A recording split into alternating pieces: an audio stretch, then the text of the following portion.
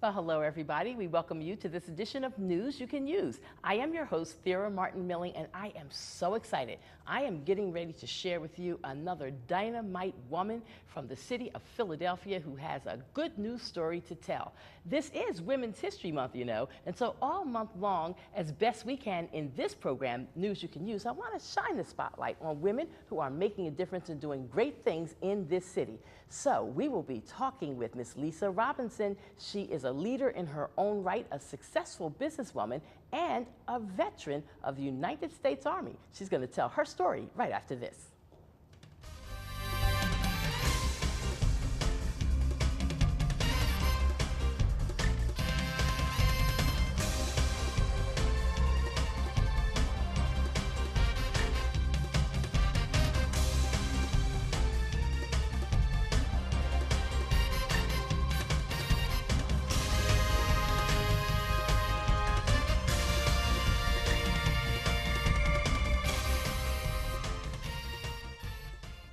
Well, hello, everybody, and we welcome you to this edition of News You Can Use. I am your host, Thera Martin Milling. Now, if you missed the very beginning of the show, you missed me do my little teaser that talks about, well, what are we doing on the show today? Today, we are shining the spotlight on another dynamic woman from the city of Philadelphia. She's a successful businesswoman. She is a veteran of the United States Army, and she has a whole lot of other things that she's going to share in this 26 minutes or so that we have on today's edition of News You Can Use. Without further ado, welcome to my new friend, Lisa Robinson. Thank you so much, Thera, for having me. Thank God for I really you. appreciate that. You are another one of my miracle sisters, okay?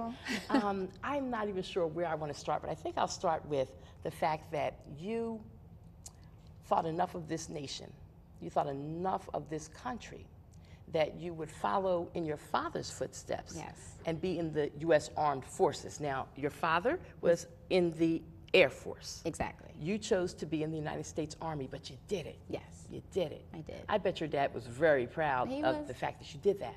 He was proud. He was surprised that I chose the Army over the Air Force. I bet. But he was proud that I did it, and I'm glad that I did. It was a great experience. I think it really set the standard for me in terms of how I live my life now. You know, very tenacious and persistent and organized in some respect.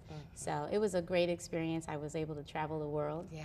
And meet a lot of different people. And I always tell people, get out of Philadelphia. There's more to life than Philadelphia. So it was a great experience. Well, I'm an Army brat, an original Army brat, okay? All the way bratty.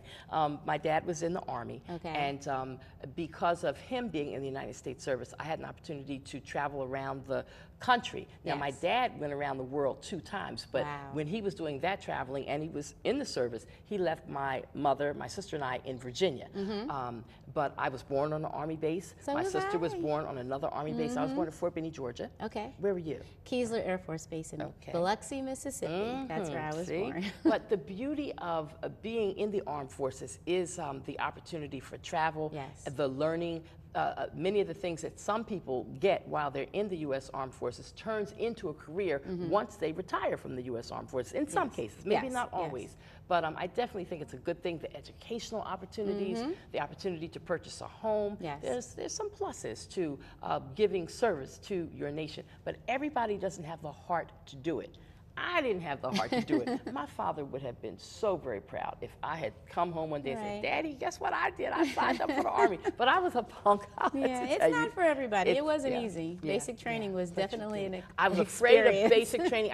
I used to watch a TV show with a sergeant, and he was so mean, and he was always yelling, Goomer Pile. And I said, oh, I can't do that. That's too, I don't want somebody in my face like that yelling at me.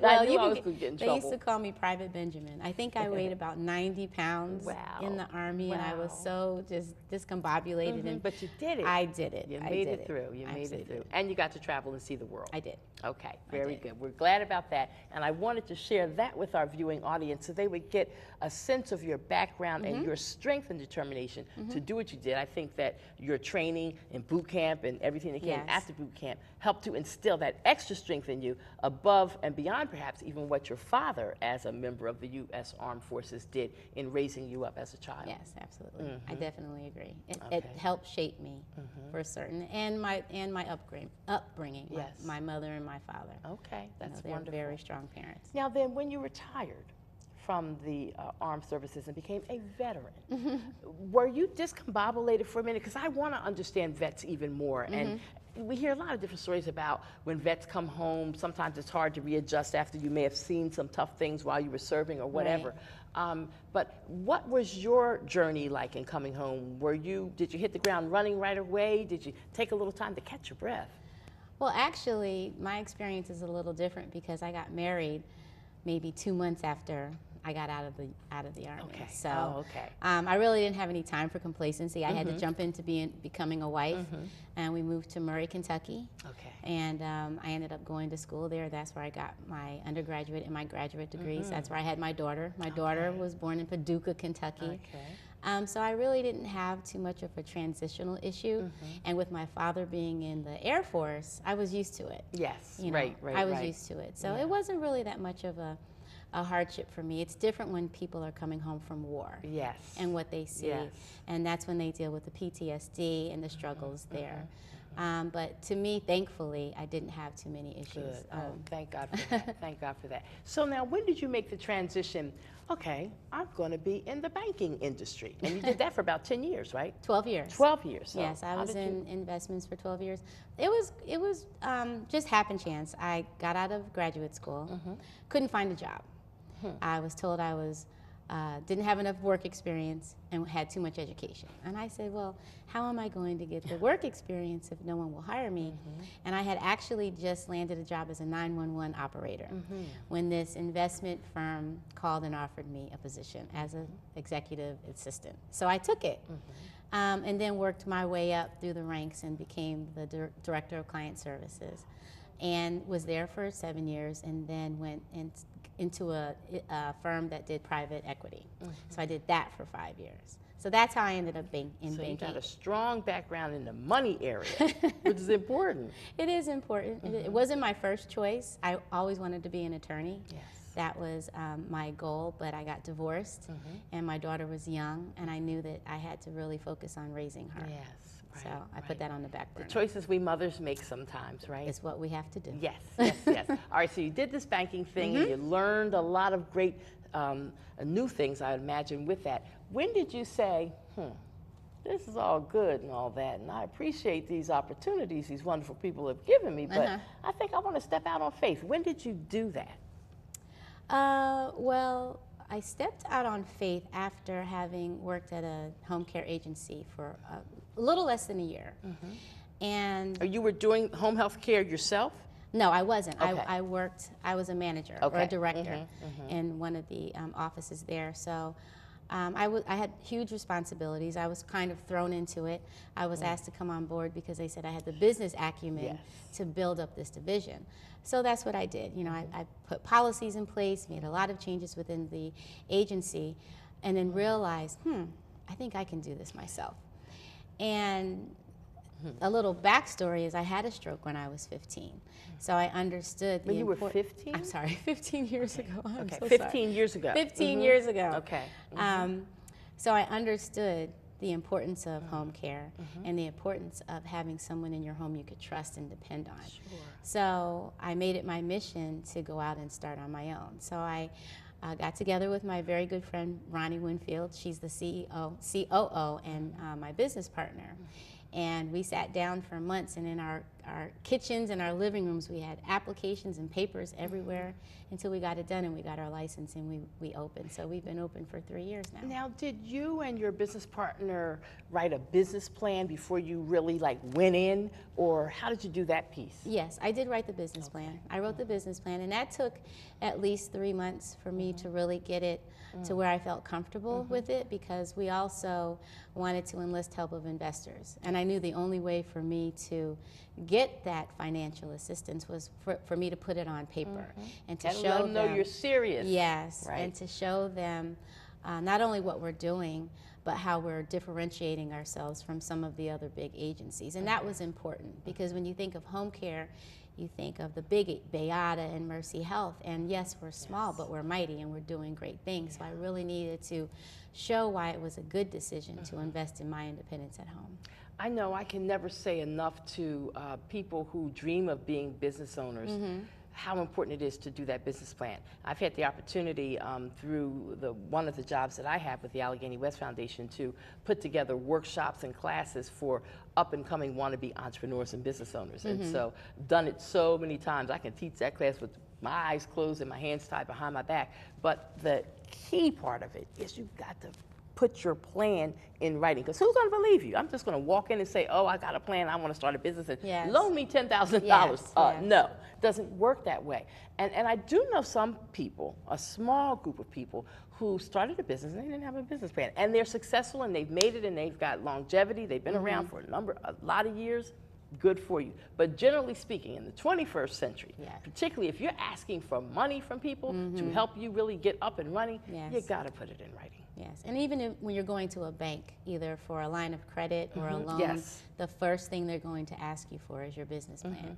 So it needs to be well put together. You have to do your research. You have to have your comps in there, your comparisons to other agencies or businesses that are in your industry. So it's very, very critical. I did a lot of research. I have a lot of graphs. You know, just so people like pictures and you know graphics, so you can see it and make it very easy. When we come back from commercial break, I'm going to ask you about some of your findings as you did your research to open this now successful home health care company. And did you say the name of the company? Yes, I did. My Independence at Home. My Independence at Home. That's what we're talking about in this portion of our program, and we're so glad to have our guest, Lisa Robinson, with us. Let me just remind you that above and beyond the wonderful opportunity we have to do this program at LaSalle TV, we do a program at 900 AM WURD. It's on Mondays through Fridays, 6 AM to 7 AM. My radio show is called Daybreak on Word. We have a lot of fun with the show. We Facebook Live. You can also pick up the show on the WURD website. That's www.900amwurd.com. And while I do a program over at WURD, my colleague and friend here, she does a radio show as well. Tell us about your radio show real quick before we go to break. Sure, I am the host of the Empowerment Zone on Gospel Highway 11. That's 11:10 a.m. Every Monday from 1 to 2. Oh, fantastic, fantastic. So you can check her out over there. Now, are you all Facebook Live or video streaming? You're doing all of that. We Facebook Live as well. Check her out. Yes. This is a wonderful thing. And so that's what it's about, spreading the word and getting the word out there. And we have to use all of our media outlets to tell the stories when we've got good stories to tell. So stay along with us for the ride. We'll be back in a moment. We're going to tell you some more about Miss Lisa Robinson and what she's doing with her home health care company today. You don't want to miss it. Stay with us.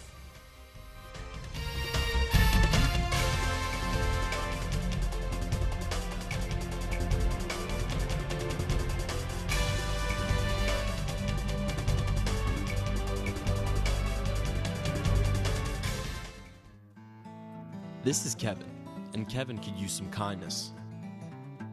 Here's Ian. He could be that man.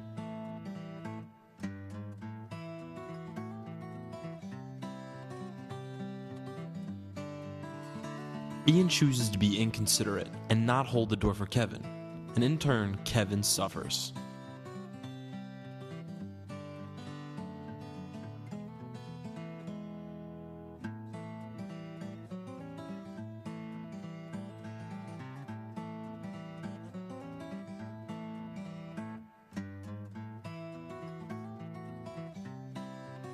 Kindness may be a choice, but doing so is always the right one.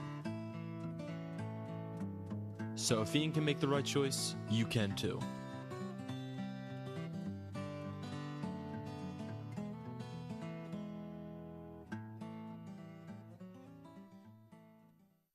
Hi, I'm John. I'm Eddie. And we are hosts of LaSalle TV's favorite game show, Q&A. Hey John, I got a question for you. All right? At what time can viewers catch new episodes of Q&A on LaSalle TV? Is it A, Monday at 6:30, B, Tuesdays at 9:30, or C, all the above? Is it C? It is C, all the above. All the above, wow. Be sure to check out new episodes of Q&A only on LaSalle TV.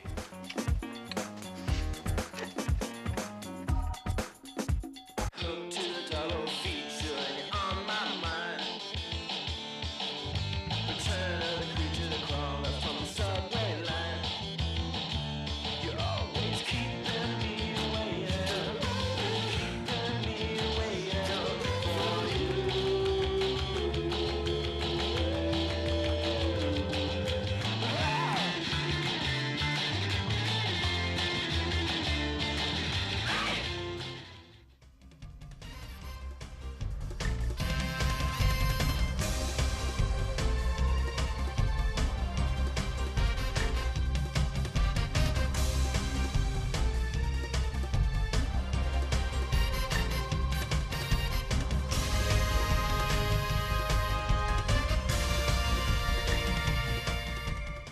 are back. If you just turned your television set on, oh my goodness, you missed something. But guess what? We are still here shining the spotlight on Lisa Robinson. She is a wonderful lady in the city of Philadelphia, and we are celebrating her and saluting her because it is Women's History Month, and she's doing great things, and we wanted to share her with all of you. So as we were going to break, we were still talking about your business, because we went through the fact that you were raised by a military man, your father who's Air Force, great family, you come from a strong family background, and then you chose to go into the Army, and you did that career and served distinguishedly, and got your college degree, your master's degree, you're married, you have a child, you've been through life's changes like many of us, and you're back in Philadelphia now and owning your own business. A home health care agency. It's a home care agency. There's a distinction that a lot of people don't know, but home care is where the agency only provides non-skilled services, such as assistance with bathing, dressing, medication reminders, light housekeeping, going with you on errands, running errands for you, escorting you to your doctor's appointments. A lot of our escort services are to dialysis. We have a number of consumers with diabetes. Conversely, your home health care agency provides skilled services, such as wound care, if you have a feeding tube, things of that nature, things that are more invasive than what a home care agency can provide. But we're actually in the process of completing our home health care license. So by the end of 2017, we will be able to provide the skilled care as well. So I'm super excited about that. But and the caveat, I'm divorced now. I'm just letting you know, I'm not married anymore. Yes. The amazing part for me is every time I see somebody who says, I'm going to do something, and they speak it into existence, and they did the homework, they did the labor like you did, and your partner, and you all did your research, and paperwork spread out over both houses and apartments and in your dining rooms or whatever, as you all met for months and planned before you made your move and did what you did to get into this business. But some people forget about doing the homework. They just think they're supposed to arrive and become a millionaire overnight. Well, you can't do that, because if you want to succeed, you have to really put the proper pieces in place. And one thing that I think Ronnie and I pride ourselves on is not focusing on how much money we can make, but on how many people we can serve and how many people we can employ. Because I believe if you focus on good service, good things will come. The money will come eventually, but if you only focus on how much money you can make instead of the care that you provide, I think you're setting yourself up for failure. And I don't want to do that. And you know, I have a daughter who's a freshman in college, and I'm trying to set an example for her. I have nieces and nephews. So I want to set an example for them to show them how business should be run. And if you have a good heart and your heart is in the right place, I think you can be a success. But I mean, you've been in business, you and your partner, 3 years? Yes. And in 3 years, you've gotten yourself to the level, with the grace of God, to go from employing maybe a handful of folks when you first started, and today you're almost at 100 staff. It's crazy. That's amazing. Crazy. It's funny when I look back on it. The word must be spreading that you all are very good at what you do. I think it is. I think it is, and and I think it's a testament for how we run the business. We're not a fly-by-night agency. We're very professional. We have expectations, and if you don't meet those expectations, then you know you can't be a part of our My Independence at Home family. I want to surround myself with good people and make sure that the people that I employ are good representatives of what we do. Because at the end of the day, when people think of My Independence at Home, they think of me or they think of Ronnie. And I never want someone to shake their head and say, yeah, I don't know about My Independence at Home. They should always smile when they think of us. So I'm really excited. I'm excited about the growth, absolutely. I've had a few times in my life when I was blessed with an opportunity where I was able to hire other people. One of those opportunities, I got to hire 10 people, so that's a big deal for me and my little business. And it felt so good, though, to know that I was lifting up some people who, prior to me offering them this job, and it was only a temporary job, mind you, it lasted like 5 months. But to offer people who were unemployed or underemployed an opportunity to make $10 an hour and to do this community relations work that we were doing at the time. We had a great contract through my girlfriend, who has a wonderful PR company here in Philadelphia. And it just felt good to know that I was able to help other people to put food on their table as well as on my table. And I had an opportunity to decide how much to pay those folks while they were working for me, and the actual contract was a nice size contract. And if I were a greedy woman, I could have said, my workers are going to make minimum wage, but that wasn't good enough for me. And so it just, the blessing of that opportunity to lift some other people up was a wonderful thing. And I'm thinking about you and what your business partner are doing. That is just outstanding. The first question, one of the first questions I asked you when I first met you was, oh, can a person come to you and you do training there on your job if they want to be a home health care aide? And your answer was? No. They have to come to us certified. So we hire home health aides and certified nursing assistants. So if you're applying for a job with us, you should have your certification. Now we do other competency trainings during our orientation, but aside from that, you have to come to us certified. If somebody is out there watching right now and maybe at the moment they're in between jobs and they do have the certifications, they've gone, they've taken the training and all of that, and they're like, oh, I think I'd like to apply there. Are there openings here and there along the way, or do you put out some kind of an email blast when you're looking for extra workers? We're always looking. We're always looking because the cases come to us at any time, and we might have individuals on the roster whose availability aren't conducive with what we're looking for. So in this industry, most aides are apt to roster with a few agencies, because one agency might have a case that's 12 hours and then I might be able to offer you a case that's 30. So we always encourage people to roster with more than one agency. Okay, that makes sense. That makes a lot of sense too. Now, I've been seeing this several different commercials lately on television. All these commercials just seem to have popped up in the last 6 months, or either I wasn't paying attention. And they're home health kinds of businesses, and they're saying, if your grandmother or your uncle or your dad is elderly and they need some help, you don't have to leave them with strangers anymore. You can get trained and get benefits and health insurance and all of that. Is that a scam or what? It's not a scam. The program that you're referring to is the waiver program. And that program is funded through the Department of Public Welfare and some federal monies. And what the state of Pennsylvania does through the Office of Long-Term Living is, if you meet certain financial eligibilities and medical eligibilities, and you have to be what they say is nursing home appropriate, meaning that if you weren't receiving your care at home, you would be in a nursing home. If you meet those eligibilities, the Office of Long-Term Living then determines how many hours per week of care you can receive. Now, under this program, the state will allow you to hire a family member or a friend to provide your care. And we do that. It's not something that we focus on, because my experience has been, although you can hire a family member or a friend, sometimes they're a little complacent, they get a little lazy, they take it for granted, and they end up not doing what they're supposed to do. And I've had many instances where the consumer will call me and say, Lisa, you know I hired my son, but he's not showing up. He's not doing this. Can you place, someone that is on your roster? I know a couple of people in that position right now, and it hurts my heart. Yeah, and it's sad, and I get that their family member is trying to earn a paycheck, but the number one reason they're there is to provide a service. Exactly. And I always make that very clear when I do the intake with a consumer. Okay, you're hiring your son, and I'm right there with the son. Your mother is hiring you, but you still have a job to do, and they still have to meet the same standards as any other employee that we have. So that's not something we focus on, but no, it's not a scam. It can actually be done. Okay, I'll take that. I'll take that. So now, again, with your agency, and it seems like there's quite a lot of these kinds of agencies around now. What makes you stand out? I think what makes us stand out is our mission and the reason we got into this business in the first place. We saw a need. We saw a gap. I saw that people that looked like me and people that looked like me and were poor didn't know where to turn for help, didn't know where to turn for care. They didn't make enough money to go to a nursing home, but they were suffering at home.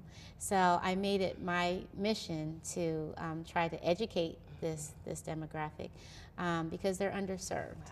So I think because of that, our approach to our services are different. You know, we're not Beata. We don't have 5,000 consumers, but we care. And I think we go above and beyond. And I'm not knocking any agency, but some agencies will only do exactly what they're supposed to do. I've been to funerals, I've been to hospitals, I've purchased food when I went and visited consumers and they didn't have anything in their refrigerator. I've purchased diapers. I've gotten up in the middle of the night, 2 o'clock in the morning, not because I feel I have to, but because it was needed. Yeah. So we go that extra mile, and also I think the caliber of people that we hire. Our interview process is stringent, right? I want to make sure that they have the same vision and mission and commitment that we do. And when they do those things and they stay a little later, or they'll call me and say, Lisa, Miss So-and-so didn't have any milk, so I ran out to the store. I'll give them a handwritten thank you card with a $25 gift card. And that makes them feel appreciated. There's so many agencies that take these individuals for granted. Home care is not easy. And in my independence at home, you know, we're excited about hiring people, but making them feel special. And the Employee of the Month, it's funny because we give a certificate and a $50 gift card. But they're more excited about their certificate. They'll call and say, I've never been noticed, I've never been recognized, I'm going to frame this. So it's those little things that make the difference. Before we run out of time, your phone number and your website, real quick. So, Lisa Robinson, I'm the CEO and owner of My Independence at Home. My number is 215-921-2457. You can reach me directly. You can see us on the web at myiah.org. My Independence at Home. Don't forget that name, folks. It's a great organization, a great business here in the city of Philadelphia. Thank you for coming. Thank you. Appreciate Sarah. you. We Thank did you it. so We did much. it. Thank you so much. We did it. We did it. Happy Women's History Month to all the fabulous women of the city of Philadelphia and surrounding areas. We appreciate the women of the world who are positive and doing great things. Don't forget to check me out. Once again, I got to remind you on 900 AM WURD, Mondays through Fridays, 6 to 7 a.m. And we've got some summer jobs for youth at the Allegheny West Foundation. So if you're looking for some summer youth workers ages 14 to 18, you don't have to pay them. We'll take care of that. We just need you to give them the opportunity for a summer job, 6 weeks, all right? 215-223-3714. That's the number for the summer jobs for youth. Have a great day, everybody. Thanks for checking us out.